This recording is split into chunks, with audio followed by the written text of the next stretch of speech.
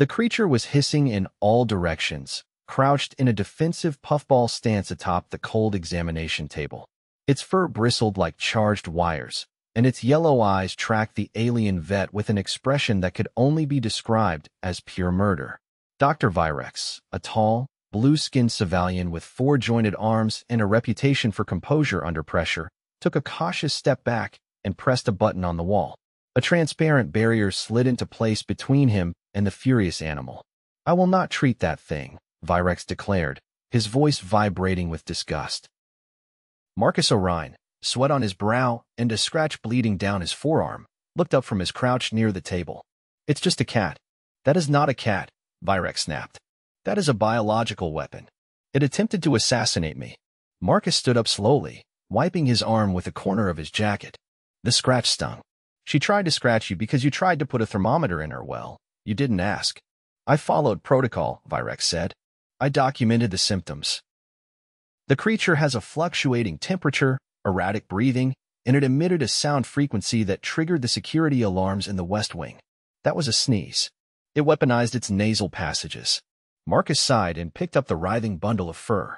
The cat, named Dandelion for reasons lost to time, nuzzled into his arm, then hissed again at Virex for good measure. Virex recoiled. "You're not seriously keeping that near your vital organs." "She's sick," Markus said. "She needs antibiotics and fluids." "I told you, it's an upper respiratory infection, probably viral. I had a dozen cases like this back home." He paused. "I'm a vet. I know what I'm doing." Virex folded all four arms. "On Earth, perhaps, but not in the interspecies medical station. You want that thing treated, take it to a species that understands it." 2 hours later, Markus was hunched over a makeshift diagnostic table in his private quarters, the only place on the station where pets were allowed. The station didn't have an official Earth animal vet because Earth animals weren't supposed to be here. But Dandelion had snuck into his duffel during his last leave and survived the trip by hiding in his socks until he found her curled up in a boot. He hadn't had the heart to send her back. Now she was wheezing, her eyes watery, and she refused food. Markus ran his skin with a portable bioprobe. The readings were off, but that was expected. The station's tech wasn't calibrated for Earth fauna. He'd have to do this the old way. He prepared a formula of diluted fluids with electrolytes and a measured dose of amoxicillin from his emergency stash. As he gently injected the fluid subcutaneously, Dandelion barely twitched. That worried him. The next morning, his door chimed. He opened it to see Officer Lazara, a lean, copper-skinned alien with a stern jaw and a data tablet. "You were reported for keeping an unregistered life form." Markus didn't lie. "Yeah, she's a cat. Earth mammal domesticated. Small, carnivorous, purrs when happy, claws when angry." Lazarus' expression didn't change. It attacked a medical officer. He tried to stick a probe in her without asking. "I watched the footage. It moved faster than any feline I've studied." "Is it enhanced?" Markus turned, gesturing for Lazarus to follow. "Come see for yourself." Inside, Dandelion lay curled in a heating pad, her breathing low but more regular. Lazarus approached cautiously. Markus sat beside the cat and gently ran a hand over her back. "She's sick. That's all. She's not a threat." Lazarus peered at the creature. "It looks soft." "She is, when she's not being poked by strangers." There was a long pause before Lazarus spoke. "You're aware that harboring unauthorized species comes with a fine and possible probationary status?" "I didn't bring her here on purpose," Markus said. "But I'm not letting her die just because no one else will treat her." Lazarus studied him. "You really care about that thing?" "Her name's Dandelion." Lazarus exhaled through her nose, a civilian gesture of reluctant amusement. "You'll need to file a retroactive import form, and you'll be responsible for any damages she causes." "She doesn't cause damage." A loud crash sounded from behind them. Dandelion had rolled off the heating pad and knocked over a tray of instruments. She blinked up at them with wide eyes, then sneezed. Lazarus raised an eyebrow. Clearly harmless. Markus winced. "I'll pay the fine." Over the next week, Dandelion's condition worsened before it got better. She stopped grooming. Her appetite vanished. Markus stayed by her side, sleeping in shifts, checking vitals, adjusting fluids, and documenting everything in a personal log just in case he needed to prove her legitimacy. He sent a message to a colleague back on Earth DR. Henrietta Lowen, an old mender with a soft spot for odd cases. She responded with a detailed plan for supportive care and a warning. Feline viral infections could spiral quickly in zero-gravity environments due to weakened immune systems. Markus adjusted Dandelion's environment accordingly. He reduced artificial gravity slightly in her pen to reduce strain on her lungs and increased UV exposure to simulate Earth's sunlight. 3 days later, Dandelion sat up and yowled. Markus nearly dropped his mug. He rushed over. She was alert, glaring at a reflection in the glass and swatting at it. He laughed. "You're back." The door chimed again. Markus opened it to find Virex standing stiffly, flanked by 2 junior medics. "I was informed you stabilized the creature." "She's recovering," Markus said. "May I observe?" Markus stepped aside. Virex approached the transparent enclosure with exaggerated caution. Dandelion hissed once, then flopped onto her side and began licking her paw. "She is no longer hostile," Virex admitted. "She was never hostile," Markus muttered. "She was scared." Virex nodded slowly. "Perhaps I misunderstood her behavior." Markus crossed his arms. "You refused to treat her. I didn't understand the nature of the life form. That's different from negligence. You treated her like a threat." Virex's eyes narrowed. "You act as if I have not faced danger. I merely do not gamble with the unknown." Markus's voice dropped. "Neither do I. I gambled on her because I knew what I was looking at." "You didn't trust that." There was a long silence. Virex finally said, "I would like to review your treatment logs. For educational purposes." Markus blinked, caught off guard. "Sure. I'll send them over." The alien nodded once and left without another word. Later that evening, Dandelion climbed onto Markus's chest as he lay on his bunk and began purring loudly. He winced as her paws pressed into a healing bruise on his ribs courtesy of a fall during one of her medication sessions but didn't move her. He reached over and scratched behind her ears. "You terrorized a top-tier Xenovet," he whispered. "And all you wanted was cuddles." Dandelion sneezed into his shirt. He sighed. "Yup. You're definitely a cat." On the 3rd day after Dandelion's recovery, Markus was summoned to the Central Deck's diplomatic exchange suite, an area of the station he typically avoided. The call hadn't come through official channels. A quiet knock at his lab door had revealed a small, 2-legged courier drone with a blinking violet band around its ocular dome and a sealed message capsule bearing the crest of the Interstellar Behavioral Council. Markus didn't like it. The council rarely contacted anyone directly, especially not a junior xenobiologist with a contraband cat. He followed the drone through a maze of transit lifts and sealed corridors until they reached a door shaped like a slanted teardrop. It opened without a sound. Inside, 6 alien delegates lounged in a semicircle of organically grown chairs. The air was thick with the scent of copper pollen, probably a concession to the Phrasmarine representative, whose gill sacks fluttered whenever someone exhaled too hard. At the center of the group sat a tall being with skin like polished bark and a crown of pulsing bioluminescent fronds. Markus recognized her from orientation briefing's High Mediator Solinth, a Kevali arbiter with authority over cross-species incidents. She didn't say anything at first. Instead, she stared at him with a fixed, unblinking gaze while her fronds shifted from teal to amber. "Do I need a lawyer?" Markus asked after a long pause. The Phrasmarine translator device clicked. "That depends. Are you here to confess to biosmuggling, or to explain your unprecedented medical intervention?" "I didn't smuggle anything." Solinth's fronds blinked green. "The feline. It entered quarantine systems undetected and was treated without proper species clearance. The logs show a complete override of standard diagnostic protocols." Markus folded his arms. "None of your protocols apply. You don't have a category for her." A low whistle came from the left. The Bexary delegate, whose gelatinous form quivered with every twitch, leaned forward. "And yet it survived. Despite our predictions. I wasn't trying to prove anything. She was dying. I treated her. That's what I'm trained to do." "Your methodology included gravity manipulation, spectrum recalibration, and unsanctioned pharmaceuticals," Solinth said. "No containment. No biohazard tags. She's not contagious."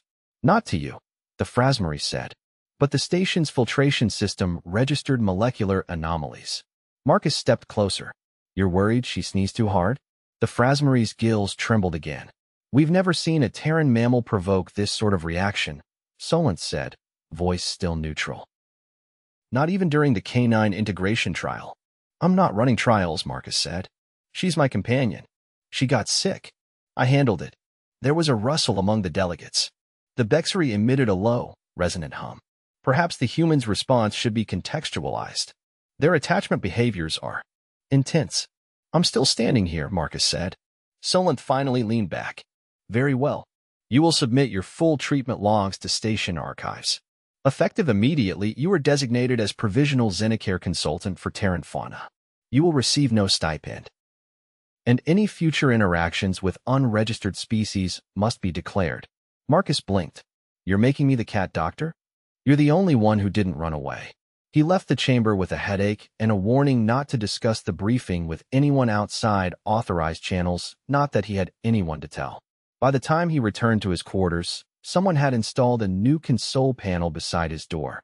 A blinking icon now read, Terran Biocare Unit Alpha. A message had already been queued. The station's janitorial AI had flagged an incident in cargo sector Theta involving a rodent-like intruder resembling Earth's Ratus norvegicus. The message ended with a question. Should this be considered under your jurisdiction? Markus stared at it for a full minute, then hit reply. Yes. Tag it. I'll come get it. It took 3 hours to locate the creature. It had holed up behind a coolant vent and was chewing through insulation foam. Markus wore a patchy biosuit and carried a baited kennel.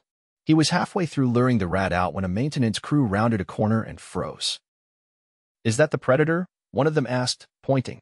Markus didn't look up. It's a rat. Relax. The technician's eyes widened. You're letting it get that close to your face? Markus caught the rat in a gloved hand and transferred it into the carrier. You'd be amazed what people use to keep as pets. He brought the rat back to his quarters.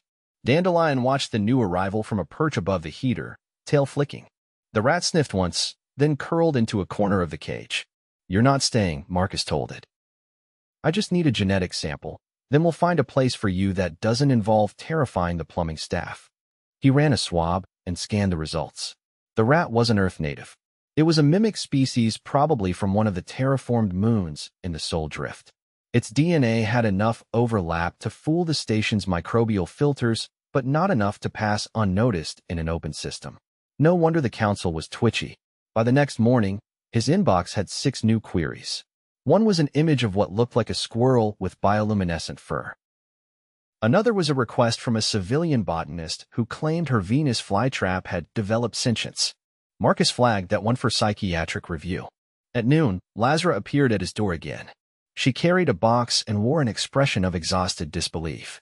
I found this in the waste reclamation chute, she said. Inside the box was a turtle. Markus blinked. How? Someone left it there.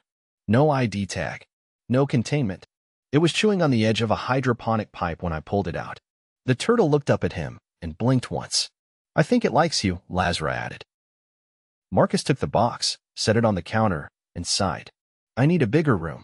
By evening, he converted half his living space into a provisional habitat array. The turtle got a shallow tank. The rat stayed in its carrier. Dandelion, now fully recovered, claimed the top of a storage shelf and watched the others like a queen overseeing a kingdom of confused subjects. The next day, an emergency alert rerouted him to the Mebe. Virex met him at the door wearing a surgical smock and looking deeply displeased. There's a visitor in exam chamber 3. It claims to be a Terran animal. Markus frowned. What does that mean? You'll see. Inside the chamber stood a 6-legged creature with fur, tusks, and a long tail. It spoke fluent English through a translator collar and introduced itself as Greg. I was part of an uplift program in the Ganymede sector, it said. They were teaching us cognitive speech. Then funding ran out. I hitched a ride here under a cargo manifest. Markus blinked. You're a boar. Wild pig? Technically, Greg sniffed. But I'm postlingual now. I need residency papers. Virex exhaled sharply. This is your problem now. Greg turned to Markus. I also have a toothache. Markus rubbed his temples. Of course you do. That night, Dandelion climbed into his lap and settled against his chest while he reviewed Greg's dental x-rays. The boar needed a root canal. The rat had developed a cough. The turtle was trying to chew through a power cord. Markus looked at the chaos around him. I didn't sign up for this. Dandelion purred once and closed her eyes. He reached for the dental tools and got to work. By the end of the second week, Markus had stopped using his kitchen counter for anything remotely culinary. It now held a sterilized instrument tray, a hydration regulator, and a half-assembled neural caliper meant for Greg's post-op evaluation. The boar had tolerated the root canal with astonishing patience, speaking in long, meandering stories under local anesthetic while Markus worked. Now Greg was resting in the adjacent converted utility closet, snoring into a pile of heat-reactive foam mats. At precisely fifth cycle, the equivalent of early evening, Markus was crouched beneath his desk trying to retrieve a drop syringe cap when the comm panel buzzed with a tone he hadn't heard before. He stood, rubbing his temple with the back of a wrist, and tapped the screen. "You were summoned to the Habitat Behavioral Assessment Wing," the message read. Subject: feline. Incident classification: disruption of diplomatic protocol. Markus stared at the words for several seconds before grabbing his jacket. Dandelion was perched innocently atop the environmental regulator, blinking at him with her usual half-lidded disdain. "I swear," he muttered, "if you insulted someone with gills again, I'm revoking your heater privileges." The walk to the Habitat Wing took half a cycle. The corridors had been recently repainted in a pale, matte green that supposedly reduced stress among oxygen-breathing species. Markus found the color unsettling. It reminded him of hospital walls and the time he'd stitched a wound on a goat during a thunderstorm with nothing but a flashlight and a bottle of iodine. He arrived to find a small cluster of station personnel huddled outside an open doorway. Inside, the room was dimly lit with a series of floating platforms arranged like a three-dimensional chessboard. On the third platform, Dandelion sat, motionless, facing a creature that looked like a cross between a jellyfish and a prism. "She's been like that for 20 minutes, said an officer with a clipboard. "What is this?" Markus asked. "Cultural empathy trial," the officer replied. "The Valari envoy requested a demonstration of Terran behavioral nuance. We gave them the cat." "You gave them what?" Markus stepped into the room. "Why would you? She's not a diplomat." The envoy insisted on a nonverbal mammal. Said it was vital to their understanding of Earth's prelinguistic paradigms. "You could have used a video." They said the energy signature wouldn't translate. Dandelion flicked her tail once and continued staring at the Valari, who pulsed purple in response. "What's happening?" Markus asked. The officer squinted at a readout. "They're in a mutual observation loop. The Valari doesn't want to break the gaze first. It's a sign of submission. She's not going to blink. She's a cat. We're aware." The envoy is reaching a philosophical impasse. Markus climbed the platform ladder, scooped up Dandelion, and tucked her under his arm. The envoy immediately turned silver and floated backwards. "She's not trained for diplomacy," Markus said. "Next time, use a hologram." He was halfway back to his quarters when Lazara intercepted him near the lift.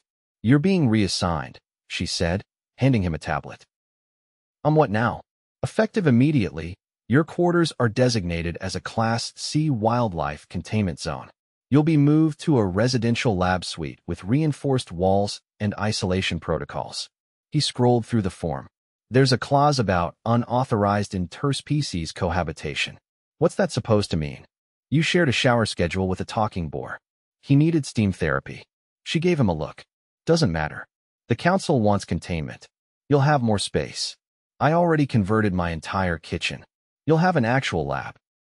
No one's offering you a choice." The new quarters were twice the size, with modular walls and a recessed ceiling panel that adjusted lighting spectrums based on species preferences. Markus spent the next 6 hours transferring every creature, tank, and data slate. Greg helped, carrying the turtle tank with his teeth. The rat clung to Markus's shoulder, chirping softly. By the end of the move, Dandelion had claimed a padded shelf near the observation viewport and was fast asleep.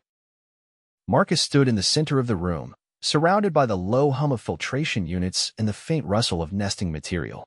He was about to sit down when the door chimed. Virex stepped in, carrying a sealed container and looking like he'd rather be anywhere else. "I synthesized a compound," Virex said, "for the feline." Markus raised an eyebrow. "Really? It's based on the pathogen profile you submitted. I believe it will increase mucosal fortification. You made her cold medicine." Virex handed over the container.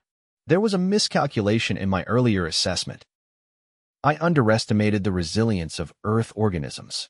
"That a formal apology?" "It's a compound. Use it or don't." Markus took the vial and nodded. "Thanks." Virex hesitated.